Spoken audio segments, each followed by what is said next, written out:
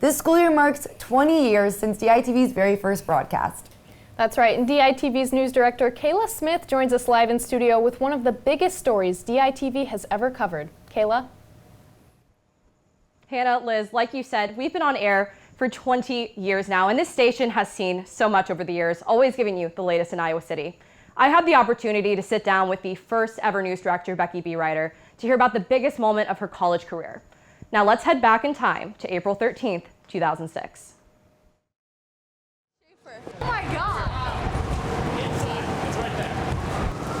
Fallen streetlights, cracked windshields, and frames of homes were the remnants of the EF2 tornado that had just ripped through downtown Iowa City. Right in the middle of it was Becky B. Ryder, just 10 months into her time at DITV. The storm had passed from down the hill, but if you look up the hill, you see the tornado just tearing through the Ped Mall. And my 21-year-old brain at the time had no fear.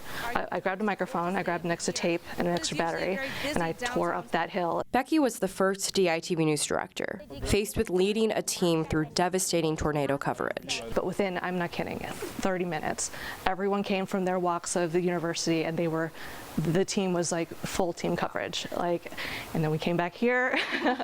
We were sifting through all of our footage, going who got what. It was DITV's first ever special coverage, 30 minutes dedicated to not just the devastation of the storm, but also the recovery. But Becky wasn't just reporting. She was also mourning the Iowa City she knew and the Alpha Chi Omega sorority house she loved, the place where she used to live amongst her sorority sisters. Mine would have been, if you see the top window, right, to the right, that was my room.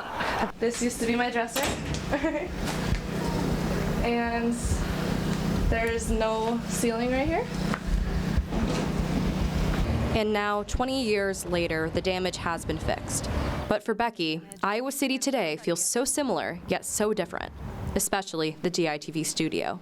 It either feels like yesterday or it didn't happen. You know, like it's absolutely wild to think how many hours I spent in this room, in these edit bays, in that meeting room. Her time at DITV was short, just a year, but it laid the foundation for the decades to come. No one had any idea what we were doing back in 2005, 2006, but we made it work. But things have changed so much over the last 20 years, starting out as pre-recorded broadcasts before transitioning to being live 3 days a week. Charles Monroe is the DITV coach, and he's seen these changes firsthand over the last 20 years. A lot of people said it wouldn't work.